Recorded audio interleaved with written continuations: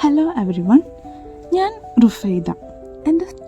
എൻ്റെ മാരേജ് കഴിഞ്ഞിട്ട് 5 വർഷത്തിനിടയ്ക്ക് നടക്കാത്ത ഒരു പ്രതിഭാസമാണ് ഇപ്പോൾ ഞങ്ങളുടെ വീടിൻ്റെ മുറ്റത്ത് നടന്നുകൊണ്ടിരിക്കുന്നത് കേട്ടോ.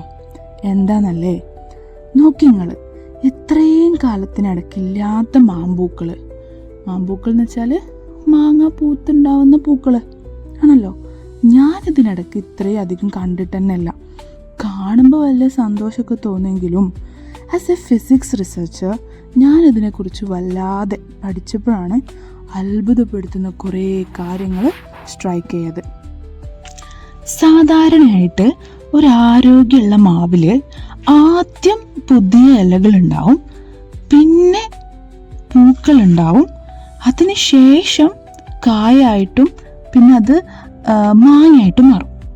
പക്ഷെ ഇപ്പോൾ ഇലകളേക്കാൾ കൂടുതൽ പൂക്കളാണ് മാവിലുള്ളത്. അതുകൊണ്ട് ഇതൊരു സാധാരണ വളർച്ചയല്ല. So this is called stress induced flowering.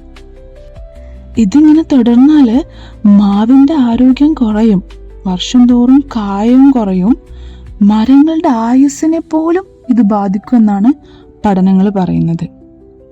ഇതൊരു മാവിൻ്റെ മാത്രം പ്രശ്നമല്ല കേട്ടോ, നമ്മൾ ഫ്യൂച്ചറിൽ നേരിടാൻ പോകുന്ന കാലാവസ്ഥാ മാറ്റത്തിൻ്റെ സൂചന കൂടിയാണ്, പ്രകൃതിയുടെ മുന്നറിയിപ്പാണ്. സോ നമുക്ക് നല്ലൊരു നാളേക്ക് വേണ്ടി പ്രാർത്ഥിക്കുന്നതിനോടുകൂടെ പ്രവർത്തിക്കുകയും ചെയ്യാം.